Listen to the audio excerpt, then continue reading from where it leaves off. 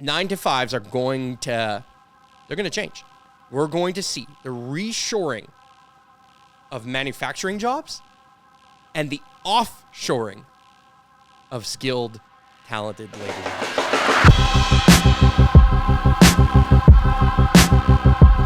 Welcome to the Superhero Academy podcast. I'm your host, Archangelo.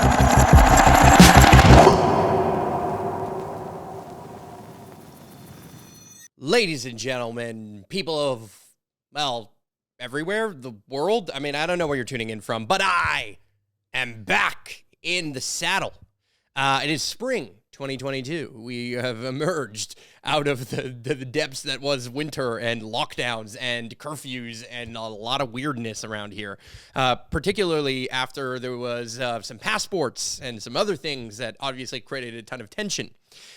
We've had a what I would consider almost like a maple spring. I mean, I know they used that for the, ironically, they called the maple spring for the students, and the students are now protesting again for free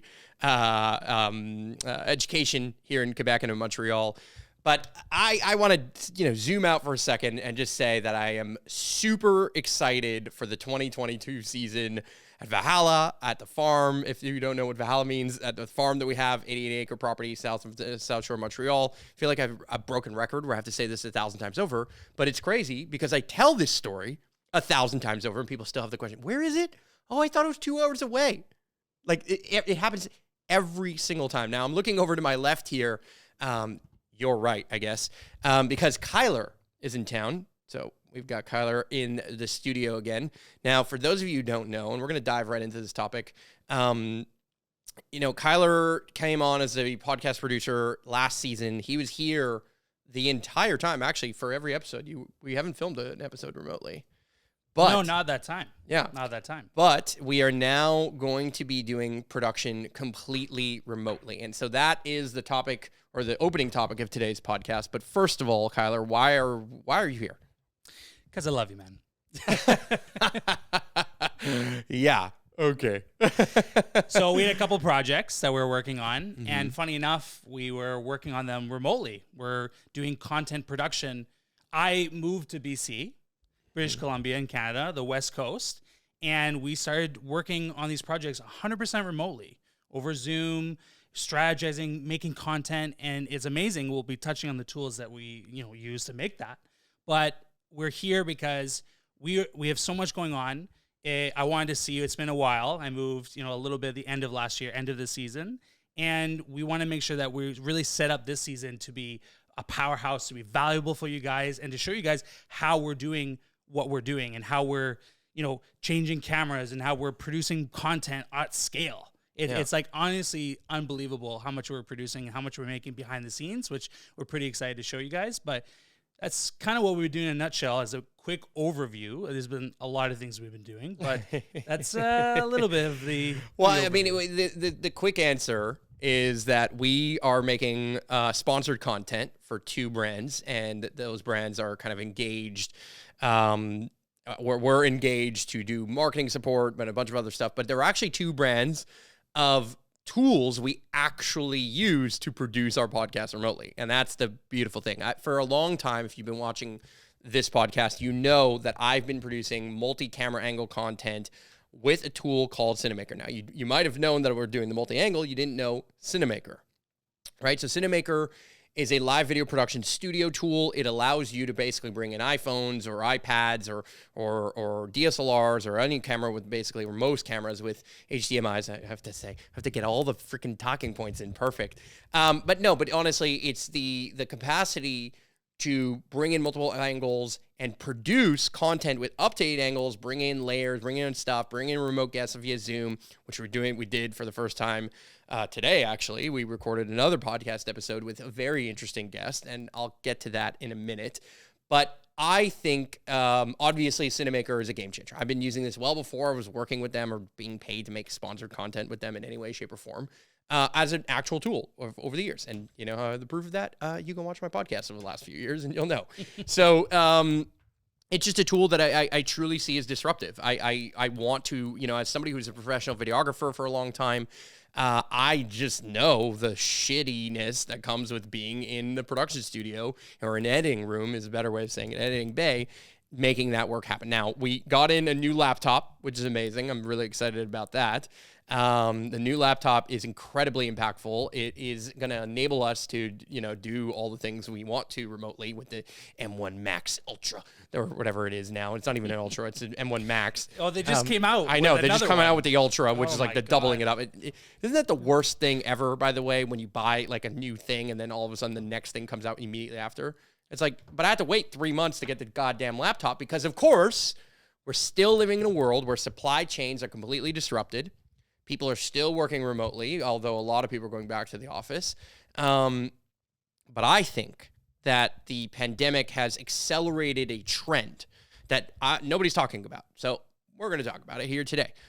I think, and oh, by the way, I want to mention the other tool that we use is AnyDesk, right? AnyDesk is a remote access software tool. So it basically enables two devices, right? A laptop and another laptop, or a cell phone and another laptop, or whatever it is, where you could use one to control the other. So Kyler, in his, fancy Chilliwack new home, gets to chime in from his studio right into my studio right here in the Storytory, and he controls the computer, does all the camera switching, does all the editing on my computer, while he's like 5,000, I keep saying 5,000 miles. I have no idea how many miles it is, but across the country, the continent, okay? Legit across the literally country. in the west coast of the country.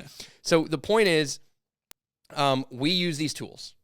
Remote access software, AnyDesk. We use Cinemaker to do this podcast, do this stuff.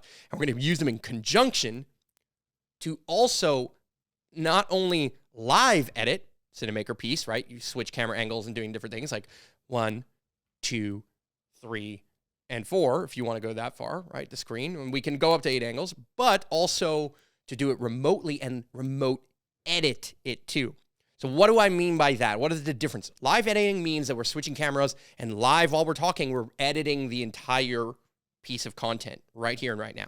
Now, I think that that's incredibly disruptive if you're filming courses, you're making video podcasts, you're making content, you want to make multiple pieces of content for multiple platforms. Well, I've got a whole mini course that's coming out that's free. That's why we're here. We're filming it, a bunch of stuff that's coming out on all of this and both platforms, both on Cinemaker and on AnyDesk. And they're two different courses with two completely different topics, but that overlap or that kind of meet one another a little bit in that. And doing it remotely by using AnyDesk to then open up Premiere on my computer and actually just, without even having to transfer any files over, everything is done here. So I could go out to the farm, film a bunch of stuff on an SD card, like on this DSLR over here. I'm a Canon guy, so on a Canon. Put the card into this computer in my house without having to upload it to the internet, and then he remotely comes onto my computer, edits a bunch of stuff. I could be sleeping or on the couch or doing whatever, or watching Netflix, and then when he's done, logs out, leaves for the day. I have everything already accessible, so I can start publishing it and doing that kind of stuff. And of course, he can publish it too, right? But I think that trend, well, obviously the pandemic promoted remote work.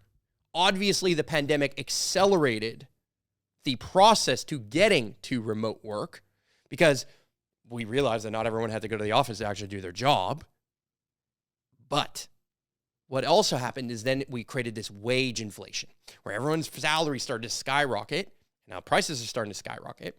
But as we add a little bit more, some points to the debt, aka we get off the floor at the Federal Reserve or the Bank of Canada, as we add, more and more and more interest to the debt that many, many, many companies have survived on, two things are going to happen. One, we're going to run out of tax dollars because everyone has losses in 2020 and 2021. Many companies do, at least. Not everyone, but many companies.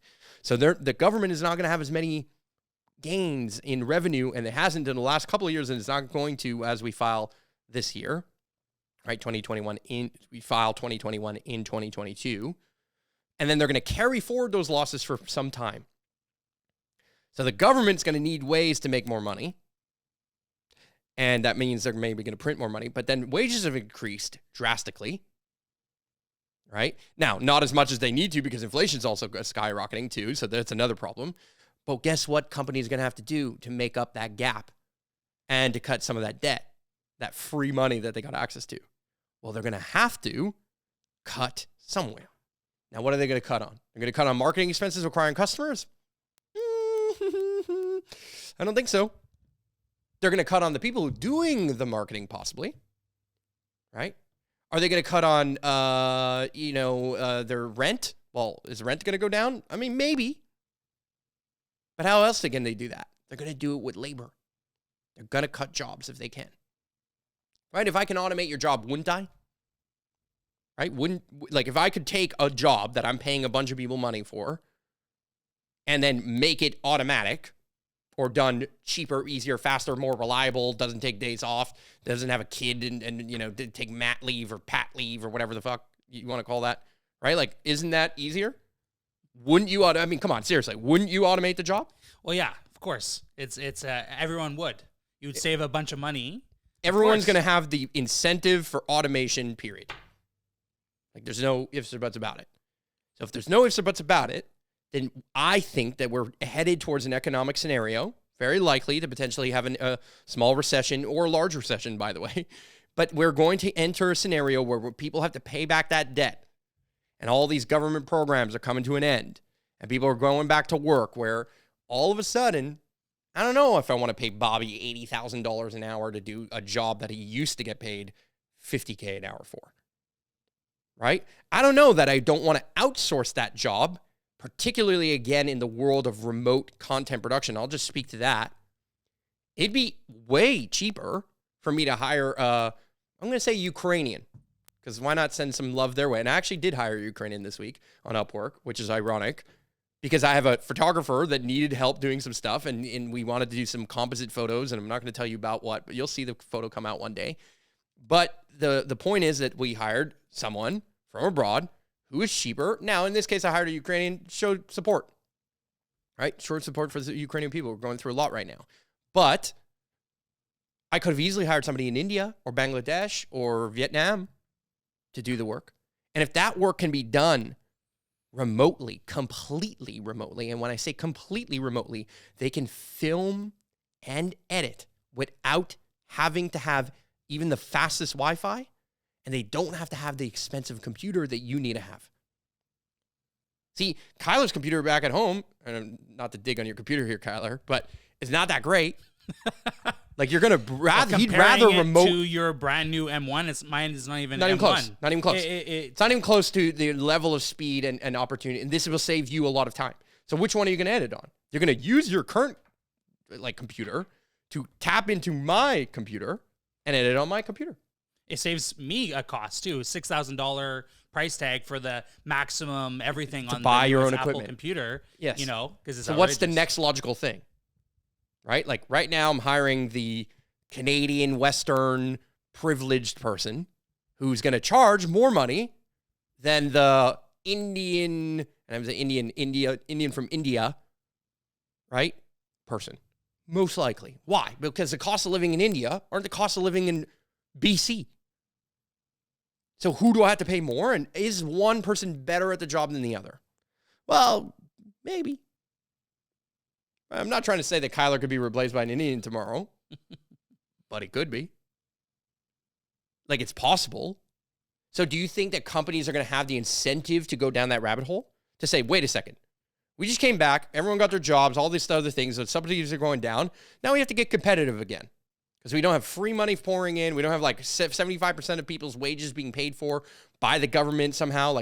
That's why the wage inflation also rose, because there was CERB money, right? CERB in Canada was free money because if you lost your job to COVID, blah, blah, blah. And I put quotation marks because a lot of people didn't lose their job to COVID. They just quit and they just left and then got the free money, right? Because they were getting paid more doing that than they were getting a part-time job. So why not? Right? But now all those government programs end between now and the end of 2022, roughly, in Canada at least. Okay, that debt comes back. That debt's going to have to come home. And that debt will get more and more expensive if some of them bear interest, and if some of those don't bear interest, it'll go whatever. But the point is, the interest rates are going up because they have to, because inflation is super high. They have to. And we're going to see a reverse tidal wave, I think. We're going to see the reshoring of manufacturing jobs and the offshoring of skilled, talented labor jobs. Look, here's a stat that you can fact check this. Actually, we'll bring it up. I'll say it, and then we can find it. Actually, bring it up. You just type it in as I say it, okay? The number of jobs, the number of engineers that graduate in China versus the total number of engineers in USA. That there are more people graduating in engineering every year in China than there are engineers in all of America. But here's the thing, as a real stat, okay? There are more engineers graduating this year in China than there are engineers in all of America. At some point, when they speak really great English and they understand really good stuff, and maybe China's not the one you believe in, maybe India is the one you believe in, okay? Maybe it's another country you believe in, but maybe it's in Dubai. I don't care. It's not about where the job is. There is some capacity for your jobs to shift drastically. And I think we're going to see the reshoring. I mean, the war with Russia and Ukraine is saying, hey, we need to make our own energy again. We need to make our own stuff again. What about the masks and all the stuff related to that, or vaccine production, PPE stuff, right? We have so many of our drugs are dependent on being, manufactured elsewhere. So we're going to see reshoring of stuff like that, chips, global chips, right? The semiconductor chips, where there's this whole potential thing with China and Taiwan and everyone else. I mean, we're going to have to reshore that. That's why Intel's doing it. I think it's somewhere in the what they call the Rust Belt or whatever, right? Point being, we need to consider what that means for your 9 to 5. I say your 9 to 5. Maybe you're watching this and you're an entrepreneur. Maybe you're a freelancer. Maybe you're creative. Maybe maybe you're a farmer. I don't know. But 9 to 5s are going to change. I think that we're going to see a shift in 2022, the beginning of it. We've already seen the beginning of it through COVID. Now we're going to see it in 2022, 2023 quite powerfully. And that can disrupt everything. If you can remote produce content quickly, affordably, and easily through systems like Cinemaker and AnyDesk, it's amazing. And you could do it with better and better and better kind of cloud-like software, recording multiple angles, re-edit later, and then use. And then I was even saying this with Cinemaker, and it was, by the way, this is patented Cinemaker, by the way. If you use this idea, it's mine. No, there should be software, facial recognition software, so it knows when I'm going from this camera to that camera, and it should automatically be done. Right? So over time, between automation, reshoring, and the need to bring now talented work, and I say talented work, not that blue collar work isn't talented, it's actually more talented in my personal opinion, okay? We'll get into that, the farm. We'll actually talk about that in 5 seconds here. But I'm talking about what is called professional work, like white collar work, will start to outsource itself to other countries. And they don't need to have the best infrastructure, because that is why they didn't, it wasn't going that route because we were sending manufacturing jobs and they didn't have the infrastructure. Didn't have the good internet connections or an internet connection at all. And even if they didn't have the right computers, computing power. And that's still true. But if they could start connecting to your computer and working on your computer, they don't need that power. It's like connecting to a giant Google supercomputer, just like we do with AWS, right? Or servers. We don't need the power to be in our computer. We just connect to the server, connect to the cloud. So that trend is going to happen. And how you invest with that and how you go about that, well, the first few podcast episodes this season are actually, our next episode is going to be Vince Guzzo, who's a dragon on Dragon's Den. right? So for those of you who don't know, it's a precursor to Shark Tank. It was actually stolen by the Canadian side of things, and Mr. Wonderful is on that. But Mr. Sunshine, who's Vince Guzzo, comes on, and we talk a little bit about investing and that kind of stuff. We talk a little bit about the politics of what's happening in our world, how we're polarizing a bunch of stuff. Again, you could go check out that episode. But I think we're going to shift and change. So if everyone else is zigging, how are we zagging? That's like my by the way, this is my tagline for 2022. Everyone else is zigging, we're zagging. You're going to hear that a lot in season 8. You hear that a lot in season 8. But what does that look like, right? Everyone else is zigging towards metaverse and NFTs and all this other stuff. Okay. I'm interested. You know what I mean? It's interesting. I think the metaverse is just nonsense. My personal opinion. Maybe I just sound like an old man now. But I think that while everyone else is running in that direction, I want to run towards decentralized power on the land, incubating ideas, stepping more and more and more into investor role, and taking more and more kind of applications or pitches from people, and then just seed funding the money or angel funding the money. Meaning, all right, I like that idea. I'm going to angel fund it, but all the equipment stays here at the farm. And if it works, then we'll figure things out as we go. But for now, let's get it off the ground and have some loyalty to the farm. I think that's where the farm is going. Decentralized energy. So I'm saying the farm this year has a lot of stuff going on. If you, again, don't know what I'm talking about, Valhalla Farms, 20 minutes away, 88-acre property, rough, that we're turning into an eco-village with the farm at its core, okay? We are producing our own food, power, bringing up our own water. We're restoring and regenerating soil. We're doing all the things that are, popular out there, but we're really we're building an actual ecosystem, both biologically and in the soil, and also I would say socially between its people. And I'm treating it like we're incubating plants and we're incubating talent and jobs and entrepreneurship and creative ideas, right? And we're making all of those things merge on the farm. But now what's happening is we're getting to a point where I cannot manage all of these things because we built a full outdoor kitchen, which we're upgrading still, and we're adding a bunch of stuff. We now have a better washing station. We have covered spaces. We're planning on building big geodesic domes potentially, or some spaces to host better retreats, gatherings, homeschooling. I mean, a million ideas. Yoga, both indoors and out. We're going to be doing men's circles, which is another episode of we're going to have another guest coming on the podcast later tonight, but will come out in a few weeks, called Malcolm.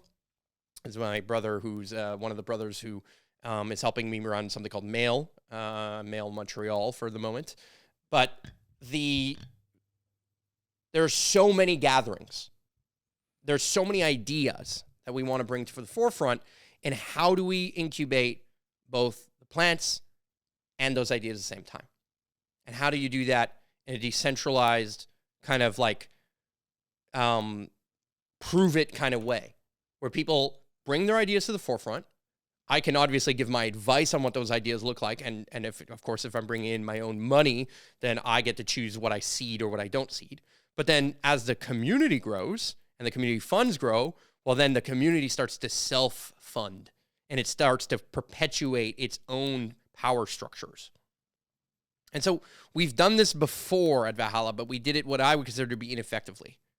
Because I truly believe that most eco-villages function best or operate best when they get to the stage of having a benevolent dictator that people trust, that then decentralizes that power and steps out of day-to-day operations in certain scenarios and then steps in to support certain key things. I'm particularly good more at the storytelling side of things, the legal side of things, and the finance side of things. Okay? Am I the best farmer? No. Am I the best guy builder? No.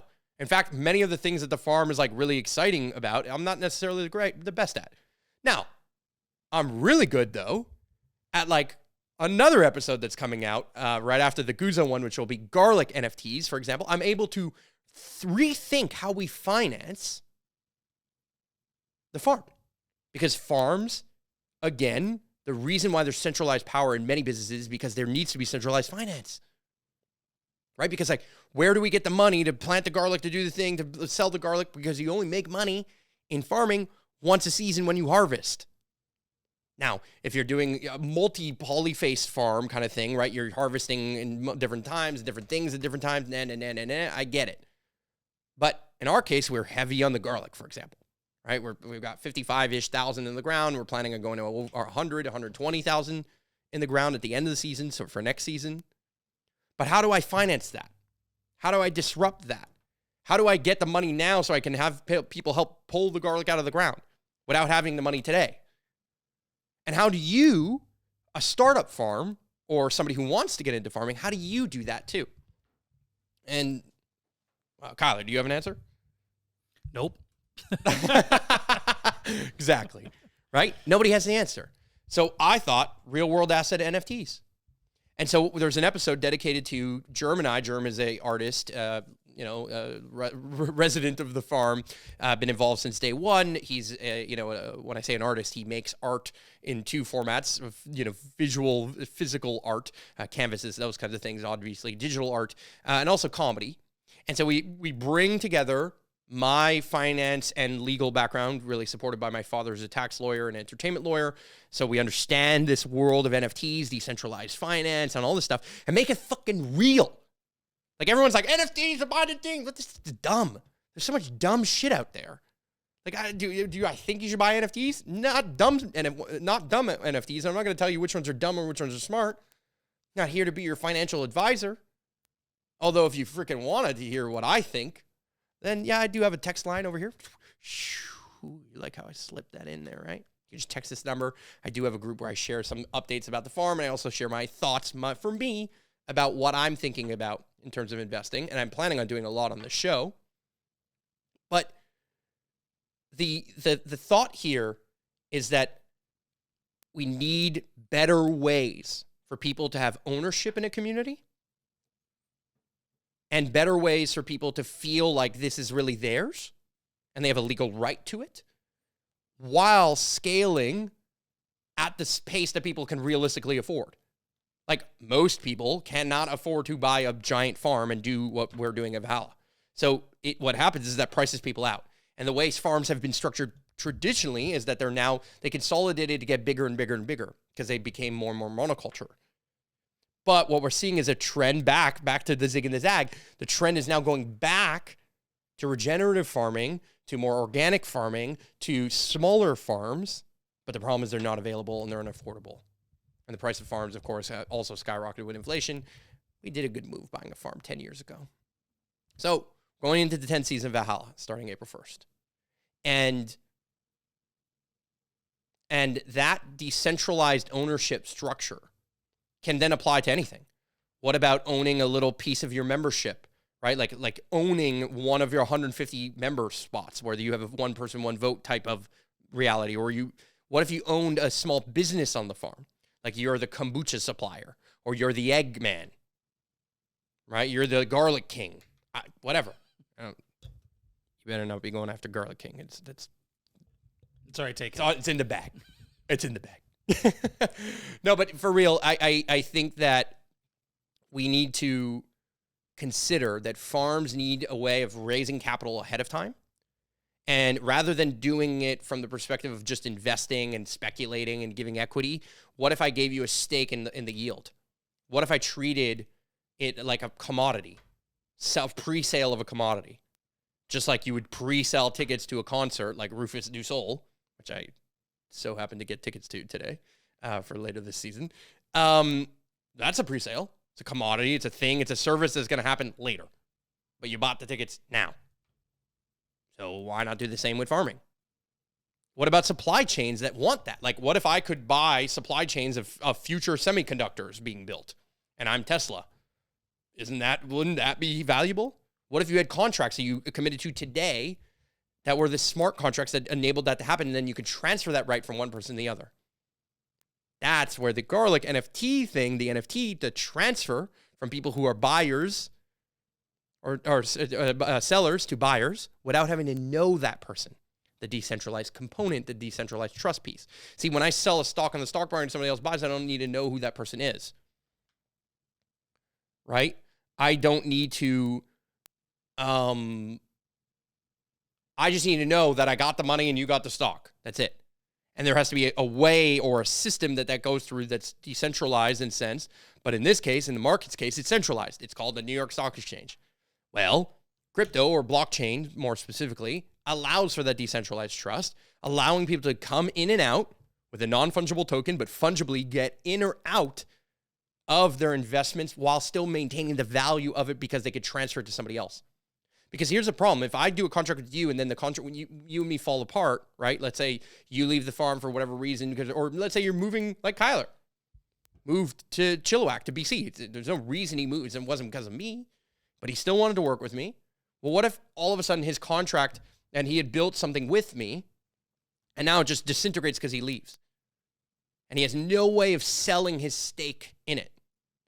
Well, I think real world asset, and it's almost like treating NFTs like they're shares of things, fractional ownership of a geodesic dome, ownership of a row of garlic.